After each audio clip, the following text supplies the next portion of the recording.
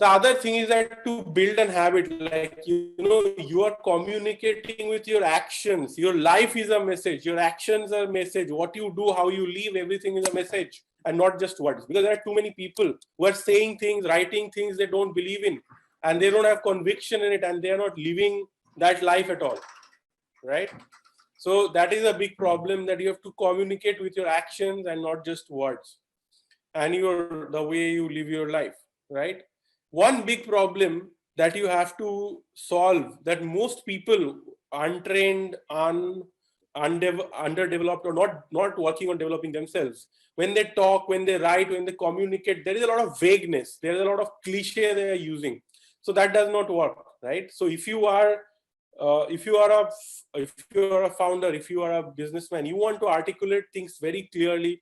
When people listen to you, or they read your writing, or they are asking you questions, they are getting very clear understanding of what you're doing, minus any kind of roundabout bullshit, right? So however, our society and our colleges develop this habit of just think of what you're writing in exam papers, right? It's cliche, it's something like regurgitation. You can write whatever with big words and big sentences and you'll get marks, right? If you write something not wrong, like, don't write anything wrong, write vague, and you'll still get some marks. This is how it is, right? We are not rewarded for clarity in school, college. Now this is not how it works in the real world, right? So you will not be rewarded even partially for saying vague things or cliched things.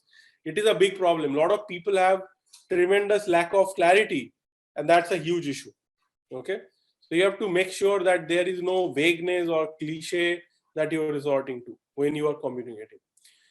Another very important skill to learn is self-management. So you have to become really good at managing yourself. How do you manage your health? How do you manage your emotions? How do you manage your personal space? How do you manage your relationships?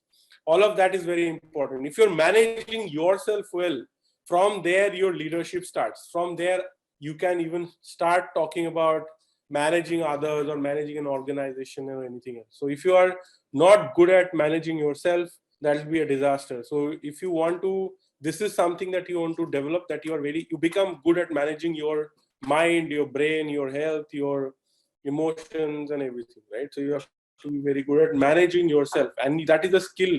Self-management is a skill, and you can learn more about it and try to develop it.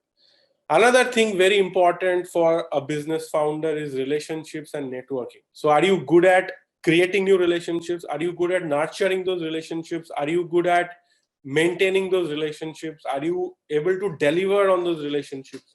Are you able to deliver value to the people you are networking with? These are very important things, right? So if you're not able to do some of these things, it will have a huge impact on your prospects as a founder, right? So try and work on some of these things. Okay. You can develop a habit of networking and creating relationships and delivering value to other people. It's a mindset that you need to develop over a period of time, and you get better and better at it with time. Okay. Then I think this is one of the most difficult things to learn, and for me at least it has been difficult, and I kept learning more and more. You need to be able to attract good quality people that you hire, and then you have to also manage those people. You have to get them to perform, and some people will not perform, you'll have to fire them. Some people will perform, and you have to keep them excited, and you have to help them to do better and better over a period of time. And it's a big challenge, right? So starting from attracting the right people, to helping them to perform, to managing them, to helping them to track their performance, you tracking their performance effectively, all of it is incredibly difficult, right? So we'll talk a little more about how to actually build a team, and how to manage the team. So one of the very important aspect is to connect with people, right? Are you connecting with people who are going to be able to help you?